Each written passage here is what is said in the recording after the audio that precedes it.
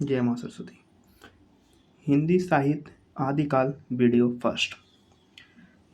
हिंदी साहित्य का उद्भव एवं विकास। समभाव्य साहित्यम का अर्थ है जो सबको समान भाव से देखता है। समभाव्य साहित्यम का अर्थ होता है जो सबको समान भाव से देखता है।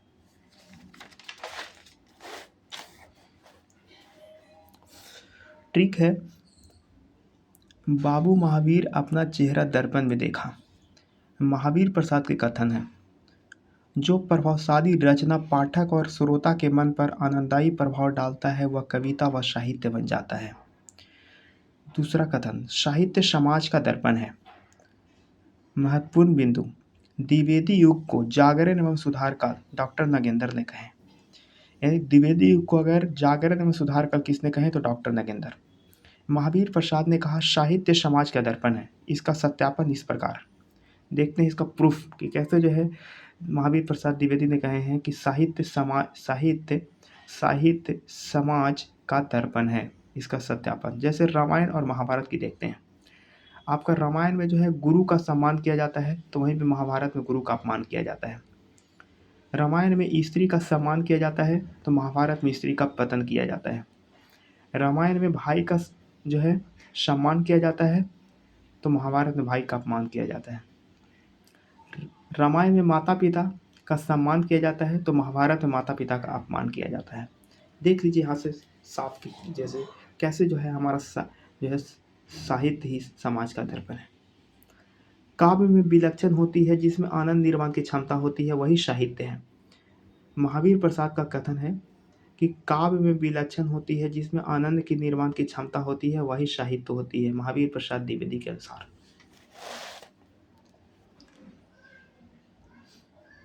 महावीर प्रसाद द्विवेदी का कथन, अंतःकरण की दीप्तियों के चित्र का नाम कविता है। महावीर प्रसाद द्विवेदी का कथन है कि अंतःकरण की दीप्तियों के चित्र का नाम कविता है। साहित्य समाज का दर्पण है। साहित्य जनता के वाणी है, यह कथन है रामविलास शर्मा का। साहित्य जनता के वाणी है, साहित्य जनता के वाणी है, यह रामविलास शर्मा के कथन है। समझ, मार्क्सवादी का मतलब होता है जनता के हित। साहित्य जन समूह के हृदय का विकास है, यह बाल कृष्ण भट्ट कहे हैं। बाल कृष्ण भट्ट के कथन है साहित्य जन समूह के हृदय का विकास है। और हिंदी के स्टील कहे जाते हैं बाल कृष्ण भट्ट। हिंदी के स्टील कौन कहे जाते हैं? बाल कृष्ण भट्ट। और हिंदी व्याकरण के पिता किसे कहा जाता है?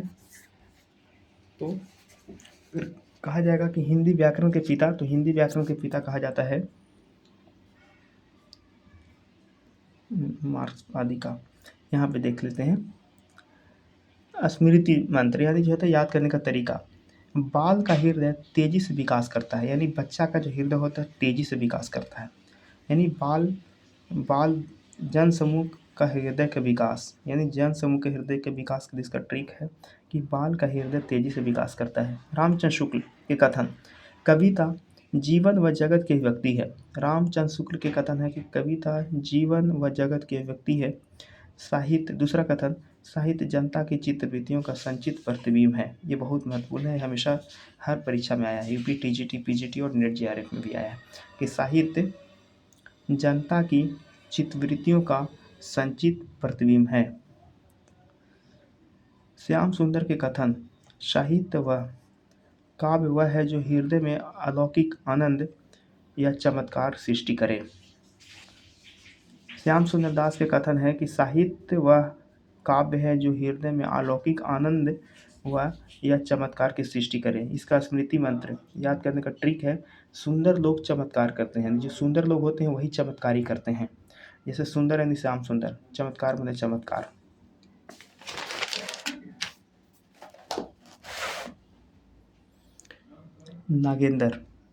नागेंद्र के कथन है कि सरस शब्दार्थ का नाम काव्य है, यानी नागेंद्र का कथन है सरस शब्दार्थ काव्यम, यानी नागेंद्र का कथन है कि सरस शब्दार्थ का नाम काव्य है। स्मृति मंत्री, सरसों काट रहे हैं नागेंद्र, यानी नागेंद्र हमारे गांव के एक दुकानदार हैं, उन्हीं पे मैं ट्रिक बनाया हूँ। मेरा गांव सिवली खैरा जो है रफ़ीगंज प्रखंड में औरंगाबाद ज़िला में। वहाँ पे एक दुकानदार है मेरे गाँव में, नागेंद्र यादव। उन्हीं पे मैं जो है कथन और ये स्मृति मंत्र मैं बनाया हूँ कि वो हमेशा, मैं गाँव से आता था, उन लोग हमेशा जो है खेत में जो है मार्च अप्रैल के मतलब वक्त में जो है वो हमेशा सरसों काटते नज़र आते थे। इसलिए वहीं से मैं इनके ऊपर एक ट्रिक बनाया हूँ कि सरसों काट रहे हैं नगेंद्र, यानी सरसों ने सरस, शब्दार्थ का नाम काव्य नगेंद्र व नगेंद्र। सुमित्रानंद पंत का कथन है, कथन कविता परिपूर्ण क्षणों के बानी है। सुमित्रानंद पंत जो है, सुमित्रानंद पंत का कथन है, कविता परिपूर्ण क्षणों के बानी है। सुमित्रानंद पंत जो है, इनका जो है नगेंद्र का एक जो किताब है साहित्य इतिहास को संपादित किए गए, हिंदी साहित्य का इतिहास 1969 में संपादित ग्रंथ है। नगेंद्र का एक किताब है साहित्य को इतिहास, यानी हिंदी साहित्य का इतिहास 1969 में संपादित किया है। हिंदी साहित्य का इतिहास नगेंद्र का किताब है, हिंदी साहित्य का इतिहास, जो कि 1969 में संपादित किया गया है।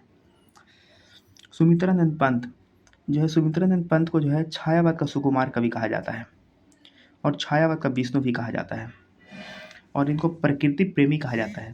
और इसी प्रकृति प्रेमी के लिए जो है सुमित्रानंद पंत को प्रकृति का सुकुमार कवि कहा जाता है। प्रकृति का सुकुमार कवि कहा जाता है सुमित्रानंद पंत को। सु से सुमित्रा, सु से सुकुमार, यानी प्रकृति का सुकुमार कवि सुमित्रानंद पंत को कहा जाता है, और इसी यहाँ पे प्रकृति प्रेमी कहा गया है। छायावाद का वर्ड्सवर्थ, सुमित्रानंद पंत को छायावाद का वर्ड्सवर्थ कहा जाता है और छायावाद का विष्णु भी कहा जाता है।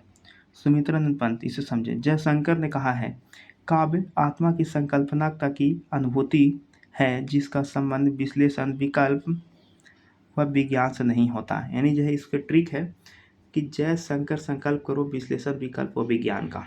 इसमें ट्रिक है कि जयशंकर संकल्प करो, विश्लेषण, विकल्प व विज्ञान का। यहाँ जयशंकर प्रसाद, जानते हैं कि जयशंकर प्रसाद, इन्हें झारखंडी कवि कहा जाता है, छायावाद का ब्रह्मा कहा जाता है।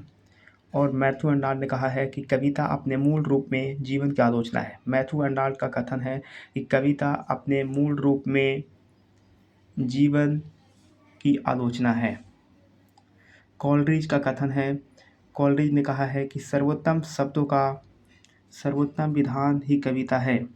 इसका ट्रिक है, कॉल करके सर्वोत्तम विधान से कविता लिखाओ, यानी कॉल से कॉलरिज, सर्वोत्तम विधान से कविता लिखाओ, यानी जो है इसका ट्रिक है कि सर्वोत्तम विधान से कविता लिखाओ। भक्तमल, एक रचना है भक्तमल, नाभादास ने लिखा है। भक्तमल का रचनाकार नाभादास, और नाभादास जो होता है राम भक्त थे। राम भक्त में तुलसीदास भी राम भक्त कवि हैं, और जिसमें भक्तमल में जो है 200 भक्त कवियों का जो है चरित्र का वर्णन है। भक्तमल नाभादास के द्वारा लिखा गया है, जो कि राम भक्त हैं, और जिसमें 200 भक्त कवियों का जो है चरित्र का वर्णित किया गया है। भक्तमल जो है एक जीवनी परक रचना है, यानी भक्तमल जो है तो जीवन है, जीवनी है, और भक्तमल जो है तो ब्रज भाषा में लिखा गया है। भक्तमल में 200 कवियों का चरित्र का चित्रण किया गया है, जीवनी परक रचना है और ब्रज भाषा में लिखा गया है। और 17वीं शताब्दी में भक्तमल जो है 17वीं शताब्दी में नाभादास का अग्र ग्रंथ अष्टयाप है। नाभादास का जो है अग्र ग्रंथ अष्टयाप है, और अष्टयाप में देखते हैं कि 8 पहरों की चर्चा है। अष्टयाम, अष्टयाप नहीं, हाँ अष्टयाम जो है नाभादास का रचना है। नाभादास का अन्य ग्रंथ, एक नाभादास का भक्तमल रचना है पहला, दूसरा है नाभादास का एक और ग्रंथ अष्टयाम। अष्टयाम में जो है 8 पहरों की चर्चा है, और इसमें जो है राम और सीता का वर्णन है। अष्टयाम जो है नाभादास का है, अष्टयाम नाभादास का रचना है, इसमें 8 पहरों की चर्चा है, इसमें राम और सीता का वर्णन है। और दूसरा है 84 वर्णों की वार्ता, जो कि तथा 252 वैष्णव की वार्ता है। इसमें 84 वर्णों की वार्ता है और 252 की वैष्णव की वार्ता है।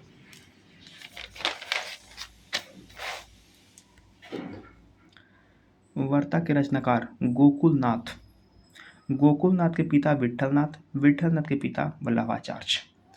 यानी देखते हैं कि गोकुलनाथ के पिता विठलनाथ, विठलनाथ के पिता वल्लभाचार्य, यानी कहा जाएगा कि गोकुल, गोकुल के पिता विट्ठल, विट्ठल के पिता वल्लभा, और इसमें जो कृष्ण पूजा होती है सभी जो कृष्ण काव्य हैं, कृष्ण काव्य के कवि हैं।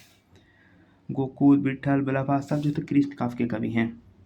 84 वैष्णव के वल्लभाचार्य के 84 शिष्य का उल्लेख है। 84 वैष्णव के वार्ता जो एक जो है रचना है जिसमें वल्लभाचार्य के है, इसमें 84 शिष्य का उल्लेख किया गया है। 84 वैष्णव के वार्ता ब्रज भाषा में लिखा गया है। अगर कहा जाए कि 84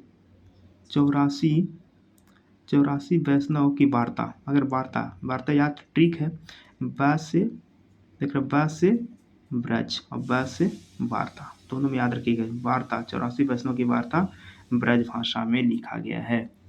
252 वैष्णव की वार्ता 252 शिष्य का इसमें उल्लेख किया गया है। विट्ठल नाथ का है। कालिदास त्रिवेदी ने कालिदास हजारा नाम के एक रचना किया है, नामक ग्रंथ को लिखा है। इसमें जो है कालिदास हजारा द है, त्रिवेदी में द है और हजारा में है, तो हाँ बराबर द मान लेते हैं याद करने के लिए। तो कालिदास त्रिवेदी ने कालिदास हजारा का रचना किया है, समझे। 19वीं शताब्दी से साहित्य लेखन का शुरुआत माना जाता है, यानी 19वीं शताब्दी से साहित्य लेखन का शुरुआत माना जाता है। गारसा दत्तासी, याद रखिएगा, गारसा दत्तासी 1839 में इसका रचना किया गया है, ने सर्वप्रथम हिंदी साहित्य का इतिहास लिखा गया। फ्रेंच विद्वान फ्रेंच भाषा ग्रंथ स्थावर द लिटरेचर इंडो हिंदुस्तानी 1838 में। अब देखते हैं परीक्षा बिंदु जो परीक्षा के लिए बहुत महत्वपूर्ण है। कालिदास हजारा में 300 से अधिक भक्तों का वर्णन है। कालिदास हजारा में 300 से ज़्यादा भक्तों का वर्णन है। गारसा दत्तासी भारत में उर्दू के प्राचार्य के रूप में आए थे। गारसा दत्तासी का 2 भाग है। यह पहला भाग 1839 तथा दूसरा भाग 1847।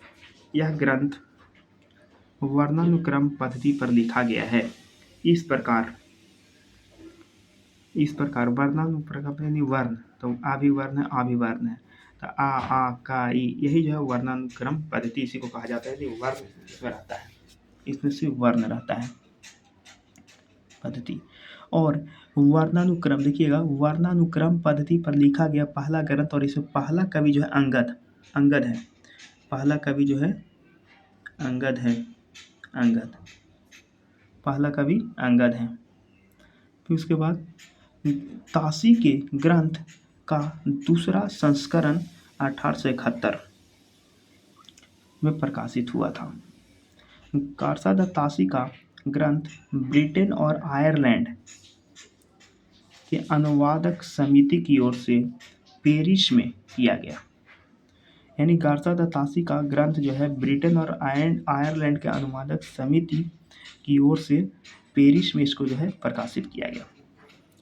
गारसा दत्तासी ग्रंथ में कुल 738 कवि, गारसा दत्तासी में कुल 738 कवि हैं, जिसमें 72 हिंदी के कवि हैं। गारसा दत्तासी में 738 कवि हैं जो 72 हिंदी के कवि हैं। गारसा दत्तासी के ग्रंथ के भाषा फ्रेंच है। गारसा दत्तासी के भाषा फ्रेंच है। गारसा दत्तासी हिंदी अनुवाद किए हैं हिंदू साहित्य का इतिहास 1952 में नाम से किया गया है। गारसा दत्तासी अपने ग्रंथ में पहला कवि अंगद को स्वीकारा है। गारसा दत्तासी अपने ग्रंथ में पहला कवि अंगद को स्वीकारा है। तो याद रखिएगा कि गारसा दत्तासी का हिंदी अनुवाद लक्ष्मी सागर वार से किए हैं। याद रखिएगा, गारसा दत्तासी का हिंदी में अनुवाद फ्रेंच भाषा था, लेकिन उसको हिंदी अनुवाद जो है लक्ष्मी सागर वार से ने किए हैं।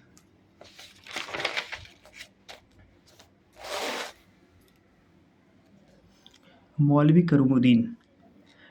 करीमुद्दीन ने तज़किरा-ई-सुंघराई हिंदी शीर्षक से साहित्य इतिहास लिखा। 1848 में तज़किरा-ई-सुंघराई की भाषा उर्दू थी, समझे, उर्दू। संघराई की भाषा उर्दू, पकड़ लीजिएगा, उर्दू में ऊपर जो है रेफ लगा हुआ है और इसमें भी जो है रेफ लगा हुआ है, तो दोनों से पकड़ लीजिए, संघराई की भाषा उर्दू है।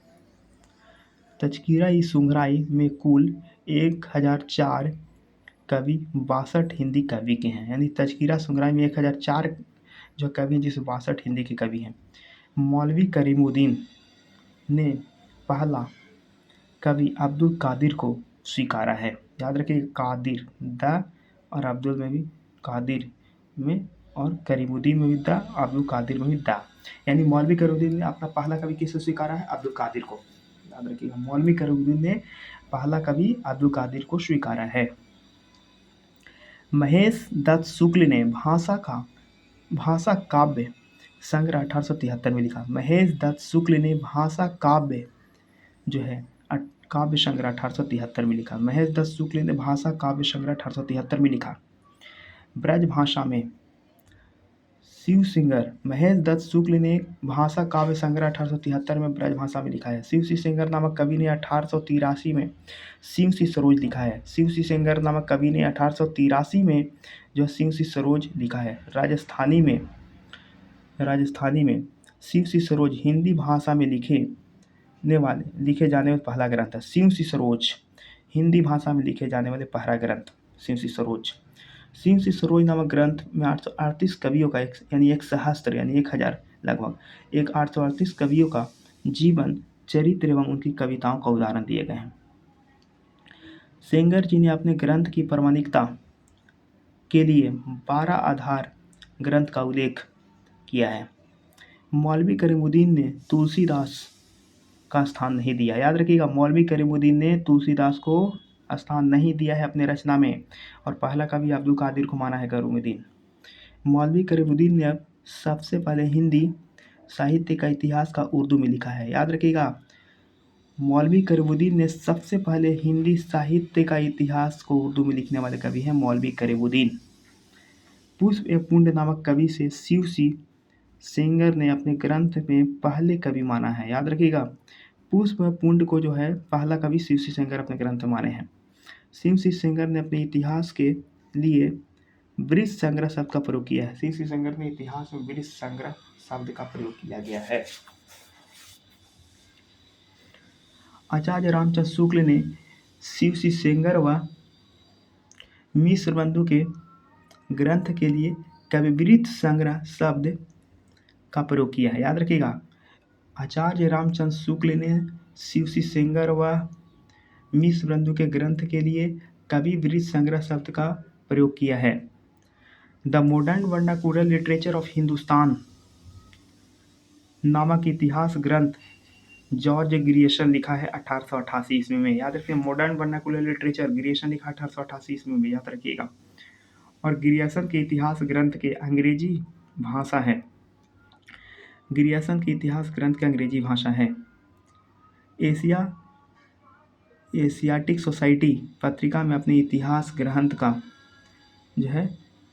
जो प्रकाशन किया।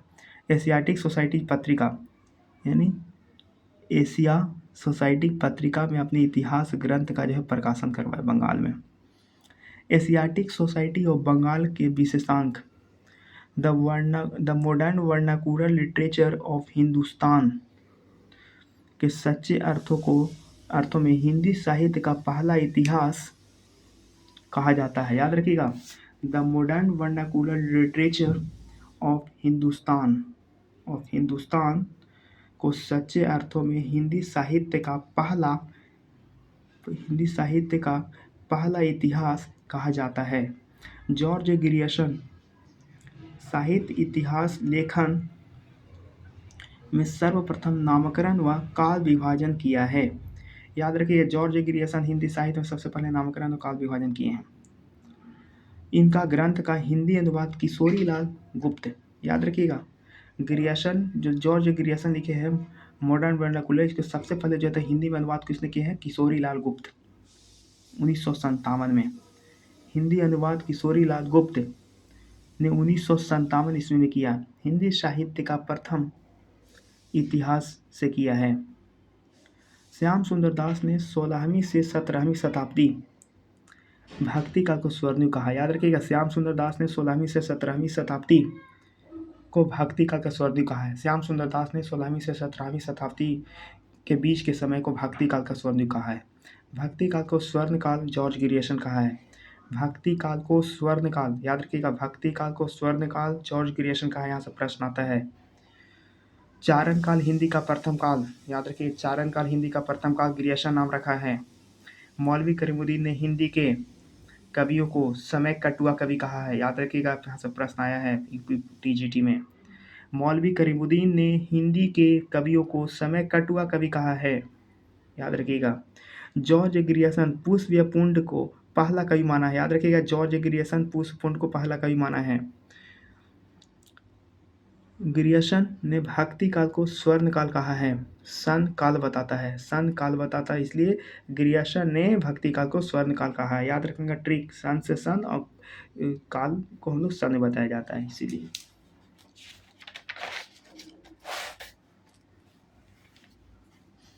मिश्र बंधु के 3 भाई है। यहाँ से प्रश्न आता है, 3 भाई कौन कौन है? गणेश बिहारी, सुखदेव बिहारी और श्याम बिहारी।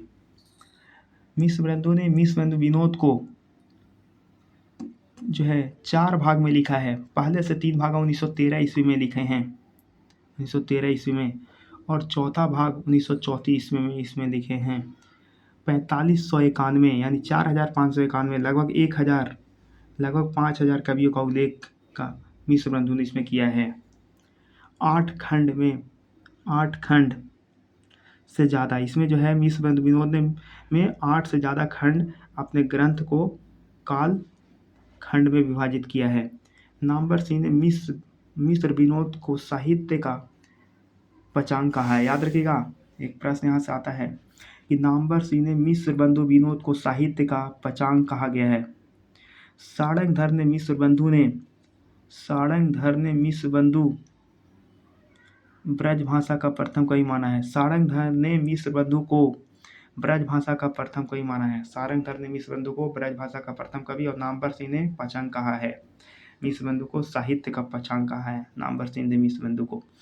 रामचंद्र शुक्ल ने कवियों को का परिचयात्मक कवि वर्णन मैंने प्राय मिश्र बंधु विनोद से ही लिए हैं। रामचंद्र शुक्ल कहते हैं कि कवियों का परिचयात्मक कवि वर्णन मैंने मिश्र बंधु विनोद से ही लिए हैं, शुक्ल कहते हैं। गोरखनाथ को मिश्र बंधु ने गद्य का प्रथम लेखक स्वीकारा है। याद रखिएगा, मिश्र बंधु ने गोरखनाथ को गद्य का प्रथम लेखक स्वीकारा है। हिंदी नवरत्न 1910 में लिखा गया है। याद रखिएगा, हिंदी नवरत्न 1910 में ग्रंथ लिखकर तुलनात्मक आलोचना का जन्म दिया है मिश्र बंधु ने। इसमें 9 कवियों को उल्लेख है। रामचंद्र शुक्ल ने हिंदी साहित्य का आरंभ देश भाषा काव्य संवत 1050 में स्वीकारा है। याद रखिएगा, शुक्ल ने हिंदी साहित्य का देश भाषा का काव्य संवत जो होता है पहला साहित्य काल जो है 1050 से माना है।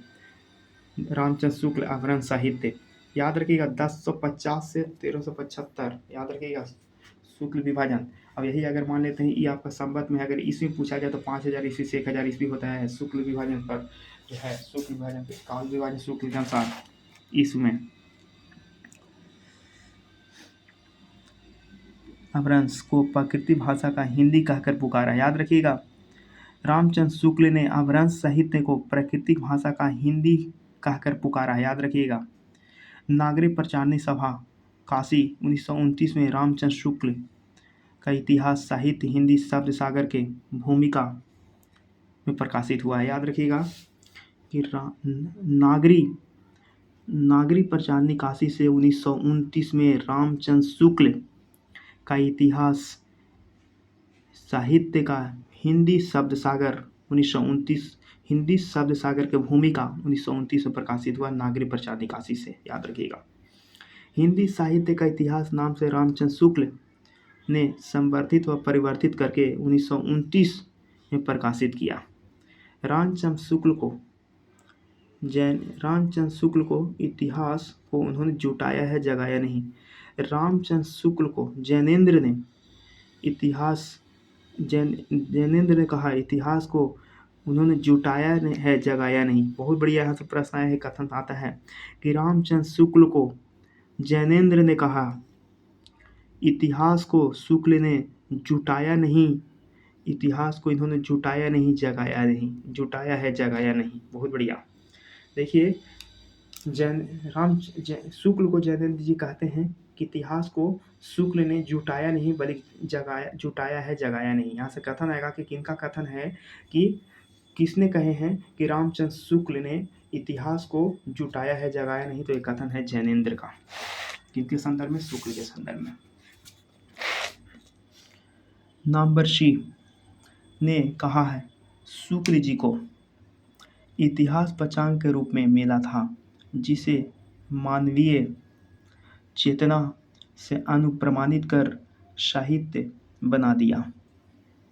नलिन बिलोचन शर्मा ने कहा है अनुपात के दृष्टि से उनका स्वलंपांश की ही प्रवृत्ति है, निरूपण परक है, अधिकांश विवरण प्रधान है। अगर पूछे जाके नलिन बिलोचन शर्मा का एक है, याद एक स्वलंपांश आएगा तो पास से पलांश और जो होता है ला, इसमें जो होता है ला आ रहा है स्वल्पांश में और विलोचन में ला आ रहा है।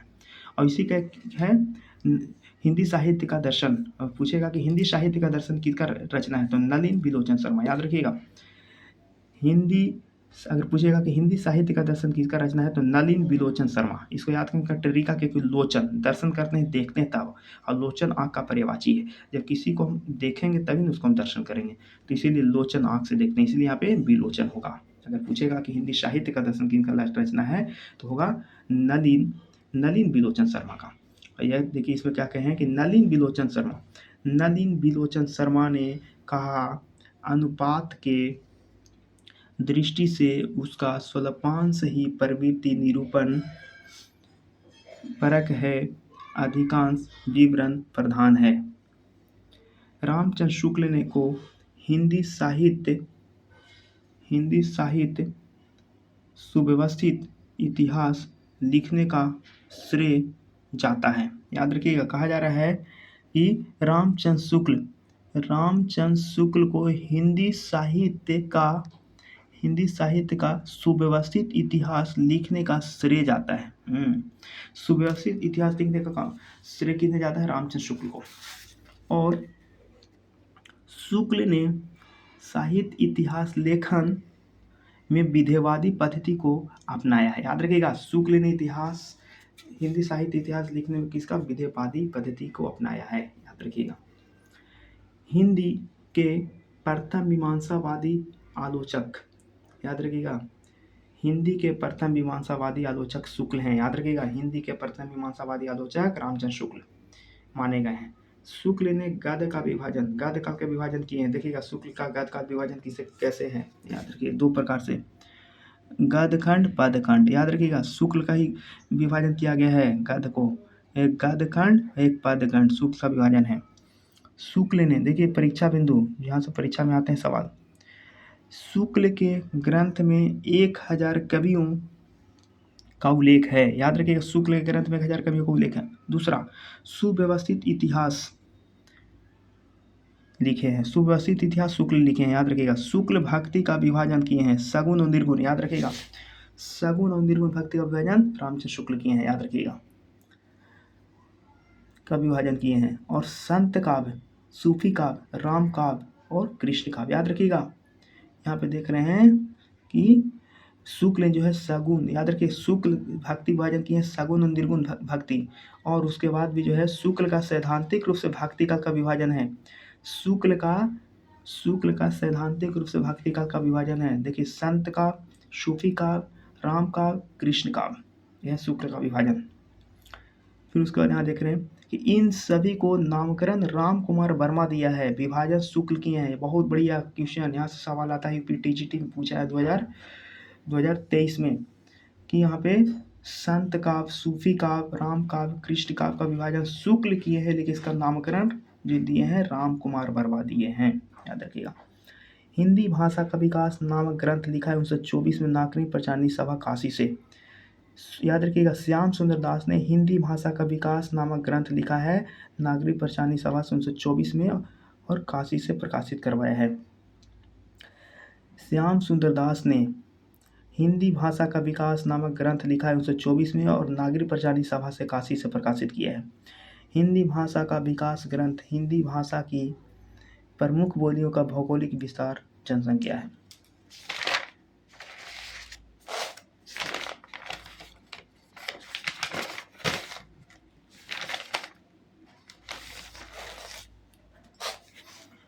प्रभाव जनसंख्या प्रभाव तथा आबादी बोलने वालों की संख्या 2 करोड़ है। याद रखिए, बोला जा रहा है कि जनसंख्या, इसके पहले जो हमने देखा है कि प्रमुख बोलियों भौगोलिक विस्तार की प्रभाव जनसंख्या प्रभाव तथा आबादी बोलने वालों की संख्या 2 करोड़ है। हजारी प्रसाद द्विवेदी ने मध्ययुगीन धर्म साधना 1952 में लिखा है। याद रखिएगा, हजारी प्रसाद द्विवेदी ने मध्ययुगीन धर्म साधना 1952 में लिखा।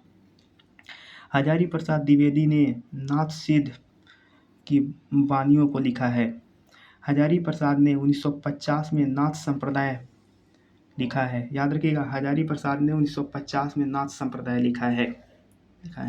हजारी प्रसाद ने अब्दुल रहमान को प्रथम कवि स्वीकारा है। याद रखिएगा, हजारी प्रसाद ने अब्दुल रहमान को पहला कवि स्वीकारा है। रहमान में हा से रहमान में हा और हजारी में भी हा, यानी हजारी ने प्रथम कवि अब्दुल रहमान को स्वीकारा है। हिंदी साहित्य का इतिहास 1973 नागेंद्र का ग्रंथ है। याद रखिएगा, हिंदी साहित्य का इतिहास 1973 नागेंद्र का है। डॉक्टर नागेंद्र ने हिंदी साहित्य के बृहद इतिहास को है छठा अध्याय का नाम रीतिकाल बताया है। याद रखिएगा, डॉक्टर नागेंद्र ने हिंदी साहित्य के बृहद इतिहास का छठा अध्याय का नाम रीतिकाल बताया है। डॉक्टर गणपति चंद्रगुप्त हिंदी साहित्य का वैज्ञानिक इतिहास। याद रखिएगा, डॉक्टर गणपति चंद्रगुप्त का है हिंदी साहित्य का वैज्ञानिक इतिहास, जो 2 भाग में है। पहला है 1965 और दूसरा 1966। याद रखिएगा, गणपति चंद्रगुप्त का हिंदी साहित्य का वैज्ञानिक इतिहास 2 भाग में है। पहला 1965, 1966। जानते हैं कि अगर हम लोग चलते हैं हिंदी साहित्य के इतिहास को छोड़कर, अगर समाज विज्ञान में चलते हैं, इतिहास में चलते हैं, तो वहाँ पे देखते हैं आज़ादी में 1965 में भारत पाक का पहला युद्ध हुआ था। किया है गणपति चंद्रगुप्त ने शालिभस्म सूरी को प्रथम कवि स्वीकारा है। गणपति चंद्रगुप्त ने शालिभस्म सूरी को प्रथम कवि स्वीकारा है। डॉक्टर नामवर सी को आधुनिक हिंदी साहित्य की प्रवृत्तियां ग्रंथ है। याद रखिएगा, यहाँ पे डॉक्टर नामवर सी को आधुनिक हिंदी साहित्य की प्रवृत्तियां ग्रंथ है। याद रखिएगा, डॉक्टर राम खेलावन वर्मा ने हिंदी साहित्य का नया इतिहास लिखा। याद रखिएगा, डॉक्टर राम खेलावन वर्मा ने हिंदी साहित्य का नया इतिहास किसने लिखा है? डॉक्टर राम खेलावन वर्मा।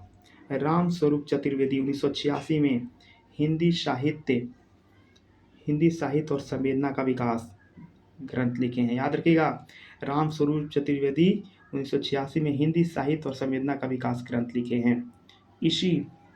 इसी ग्रंथ पर इन्हें व्यास सम्मान भी मिला है। याद रखिए, राम स्वरूप चतुर्वेदी को व्यास सम्मान मिला है। याद रखिए, व यहाँ भी, यानी स्वरूप व से राम स्वरूप में व और यहाँ से व्यास, यानी जो है राम स्वरूप चतुर्वेदी को संवेदना में भी, याद रखिएगा, स्वरूप में स्व व संवेदना में व और व्यास यहाँ, यानी राम स्वरूप चतुर्वेदी को संवेदना जो है रचना पर व्यास सम्मान पुरस्कार दिया गया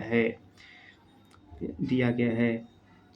यह पद्मावत को हिंदी का प्रथम महाकाव्य स्वीकारते हैं। याद रखिएगा, राम स्वरूप चतुर्वेदी, अब यहाँ पे हुआ में पद्मावत में हुआ, यानी जो है राम स्वरूप चतुर्वेदी ने पद्मावत को हिंदी का प्रथम महाकाव्य स्वीकारते हैं।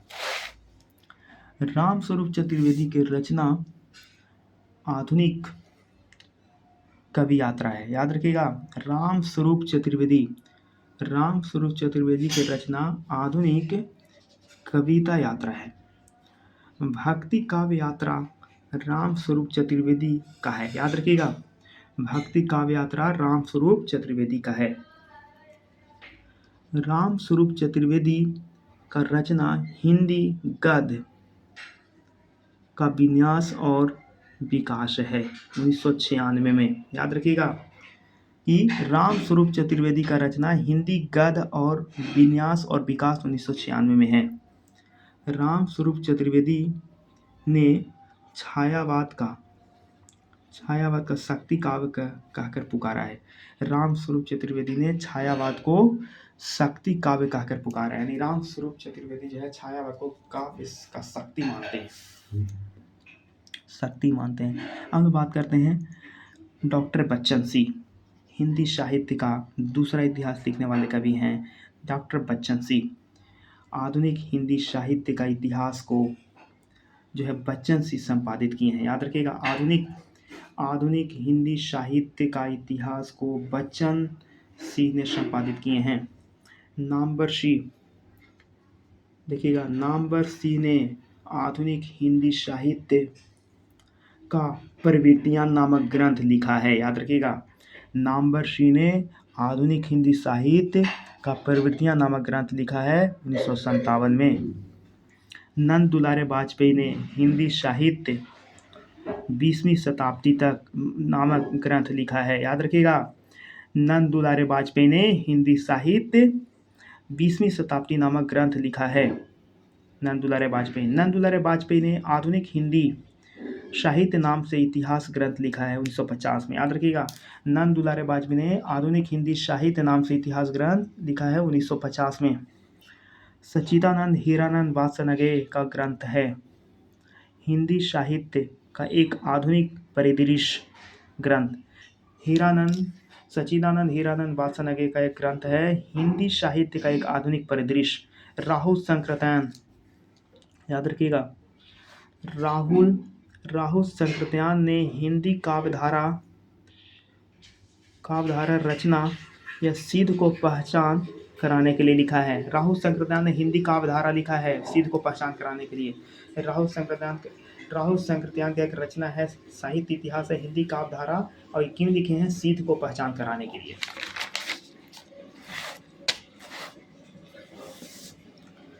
राहुल संकृत्यान ने हिंदी के प्राचीन कवि एवं कविताएं लिखा है। याद रखिएगा, राहुल संकृत्यान ने हिंदी के प्राचीन कवि एवं कविताएं लिखा है। और राहुल संकृत्यान को घुमक्कड़ कहा जाता है, क्योंकि बहुत ज़्यादा घूम के जो है रचना करते थे। राहुल संकृत्यान ने दक्षिणी हिंदी काव्यधारा लिखा है। याद रखिएगा, राहुल संकृत्यान ने दक्षिणी हिंदी काव्यधारा लिखा है। डॉक्टर राम कुमार वर्मा ने आदिकालीन हिंदी साहित्य की षष्ठ भूमि ग्रंथ है। याद रखिएगा, डॉक्टर राम कुमार वर्मा ने आदिकालीन हिंदी साहित्य की पृष्ठभूमि ग्रंथ है। चतुरसेन शास्त्री ने हिंदी भाषा और साहित्य का इतिहास 1949 ग्रंथ लिखा है। याद रखिएगा, डॉक्टर राम कुमार वर्मा ने आदिकालीन हिंदी साहित्य की षष्ठ भूमि ग्रंथ और चतुरसेन शास्त्री ने हिंदी भाषा और साहित्य का इतिहास 49 ग्रंथ लिखा है। याद रखिएगा, चतुरसेन शास्त्री ने हिंदी भाषा और साहित्य का इतिहास 1949 में ग्रंथ लिखा है। धीरेन्द्र वर्मा ने हिंदी साहित्य संपादित ग्रंथ लिखा है। शंभुनाथ सिंह ने हिंदी काव्य की सामाजिक भूमिका नामक ग्रंथ लिखा है। याद रखिएगा, शंभुनाथ सिंह ने हिंदी काव्य की सामाजिक भूमिका नामक ग्रंथ लिखा है। नलिन बिलोचन शर्मा ने साहित्य का इतिहास दर्शन नामक ग्रंथ लिखा है। देखिए, आ गया ना, पिछले ही मैंने इसको डिस्कस किया है कि नलिन बिलोचन शर्मा जो लिखे हैं, नलिन बिलोचन शर्मा ने लिखा है साहित्य का इतिहास दर्शन करते हैं, जब देखते हैं तभी ना दर्शन करते हैं। भगवान को कहीं मंदिर जाते हैं दर्शन करने, तो भगवान को आंख बंद करके थोड़ी जाते हैं, आंख खोलेंगे तब ना भगवान का दर्शन करेंगे, देखेंगे, समझेंगे। तो यहाँ पर वही कहा गया है कि नलिन बिलोचन शर्मा ने साहित्य का इतिहास दर्शन नामक ग्रंथ लिखा है। दर्शन देखते हैं आँख से, यहाँ पे लोचन, आँख का पर्यायवाची लोचन होता है, और आँख खोल के ही तो देखते हैं, इसलिए यहाँ पे जहाँ दर्शन होगा वहाँ लोचन होगा तो दर्शन होगा, देखेंगे। गुलाब राय ने हिंदी साहित्य का सुबोध इतिहास ग्रंथ लिखा है। याद रखिएगा, गुलाब राय ने हिंदी साहित्य का सुबोध इतिहास ग्रंथ लिखा है। गुलाब राय ने हिंदी काव्य विमर्श नामक ग्रंथ लिखा है। याद रखिए, गुलाब राय ने हिंदी साहित्य का याद रखिए, गुलाब राय का 2 रचना है, एक है हिंदी साहित्य का सुबोध इतिहास और एक है हिंदी काव्य विमर्श नामक ग्रंथ रचना। याद रखिएगा, रचना और ग्रंथ, यानी हिंदी काव्य विमर्श किसने लिखा है? गुलाब राय। और हिंदी साहित्य विमर्श किसने लिखा है? हिंदी साहित्य विमर्श किसने लिखे हैं? हिंदी साहित्य विमर्श पद्मलाल पूनालाल बख्शी। हिंदी काव्य विमर्श गुलाब राय। काव्य विमर्श गुलाब राय। हिंदी साहित्य का सुबोध इतिहास गुलाब राय। हिंदी साहित्य का इतिहास याद रखिएगा, हिंदी साहित्य का सुबोध इतिहास गुलाब राय। और हिंदी साहित्य विमर्श पद्मलाल पूनालाल बख्शी। और हिंदी का काव्य विमर्श गुलाब राय। याद रखिएगा ये सब चीज़ें। और यहाँ सवाल आता है एग्जाम में, क्वेश्चन आया है यहाँ से और आता है। सुमन राजे। सुमन राजे हिंदी साहित्य का आधा इतिहास लिखे हैं। याद रखिएगा, सुमन राजे ने हिंदी साहित्य का आधा इतिहास लिखे हैं 2003 में। सुमन राजे ने हिंदी साहित्य का आधा इतिहास 2003 में लिखे हैं। सुमन राजे ने हिंदी साहित्य रचना और स्वरूप नामक ग्रंथ लिखा है। सुमन राजे ने हिंदी साहित्य रचना और स्वरूप नामक ग्रंथ लिखा है। प्रभाकर माचवे हिंदी साहित्य की कहानी नामक ग्रंथ लिखा है। प्रभाकर माचवे हिंदी साहित्य की कहानी नामक ग्रंथ कौन लिखे हैं? प्रभाकर माचवे। प्रभाकर माचवे। भागीरथ मिश्र ने हिंदी काव्य शास्त्र का इतिहास नामक ग्रंथ लिखा है। याद रखिएगा, भागीरथ मिश्र ने हिंदी काव्य शास्त्र का इतिहास नामक ग्रंथ लिखा है। सियाराम तिवारी ने मध्यकालीन खंड काव्य लिखा है। याद रखिए, सियाराम तिवारी ने मध्यकालीन खंड काव्य लिखा है। डॉक्टर राजेंद्र प्रसाद ने हिंदी साहित्य का सबाल्टर्न इतिहास लिखा है। बहुत इंपॉर्टेंट एक क्वेश्चन आया है यूपीटीजीटी में कि डॉक्टर राजेंद्र प्रसाद ने जो है कौन सा रचना लिखे हैं, तो लिखे हैं हिंदी साहित्य का सबाल्टर्न, यानी SUB सब ALL और टीवर सबाल्टर्न, यानी हिंदी साहित्य का सबाल्टर्न किसने लिखे हैं? राजेंद्र प्रसाद लिखे हैं। यानी जो कुछ भी सब बदलाव, यानी इसका अर्थ होता है सबाल्टर्न। अगर पूछ देगा कि सबाल्टर्न का इसका शाब्दिक अर्थ क्या होता है, तो होता है जो कुछ भी सब बदलाव।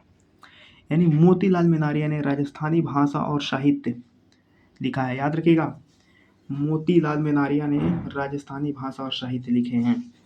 मोतीलाल मेनारिया जो है राजस्थानी पिंगल साहित्य लिखा है। याद रखिए, मोतीलाल मेनारिया का 2 रचना है।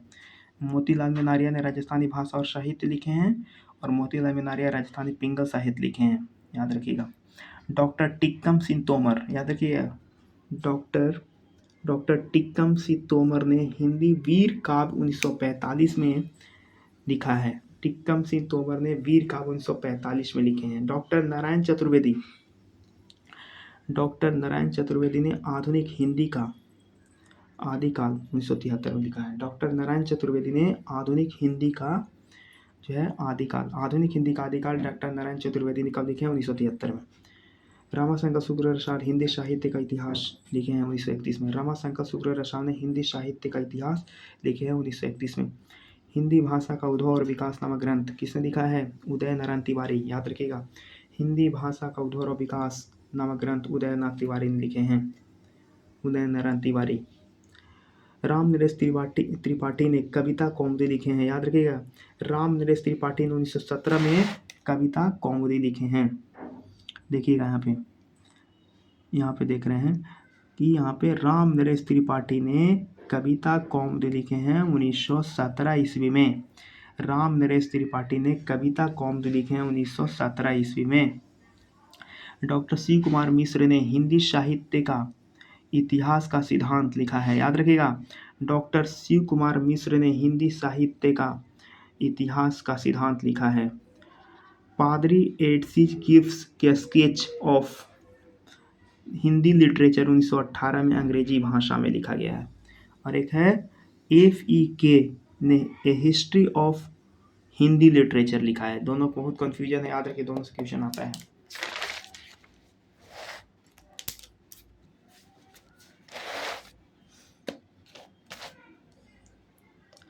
नामक ग्रंथ लिखे हैं।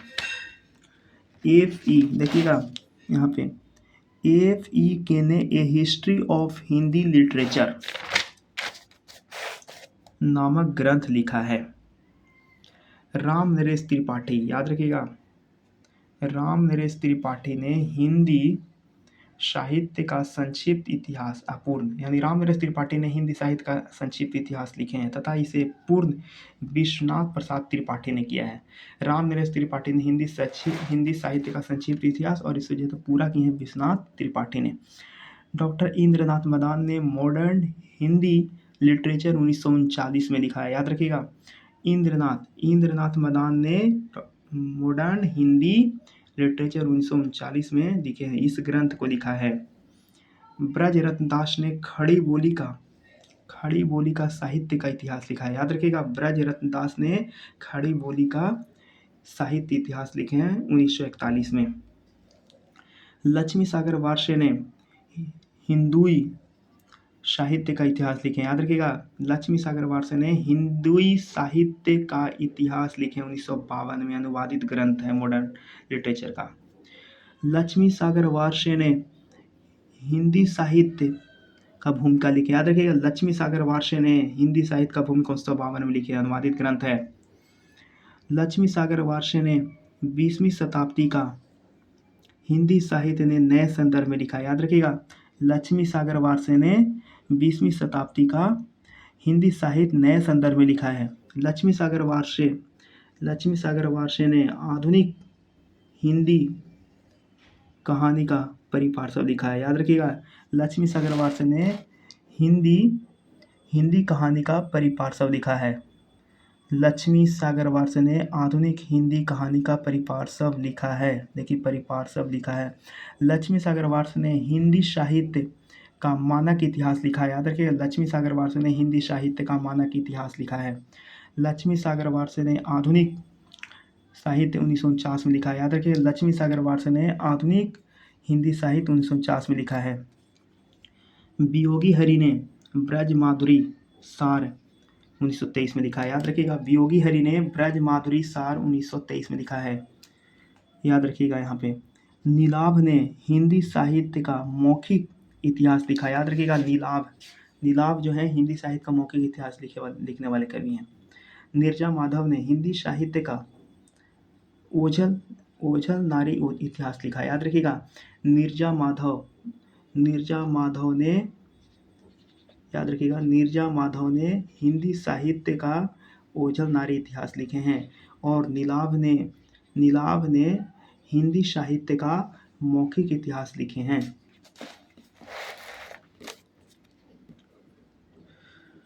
16 भाग तथा 18 भाग में नागरी प्रचारणी सभा काशी से हिंदी साहित्य का बृहद इतिहास, याद रखिएगा। 16 और 18 भाग में नागरी प्रचारणी सभा काशी से हिंदी साहित्य का बृहद इतिहास। गृहसन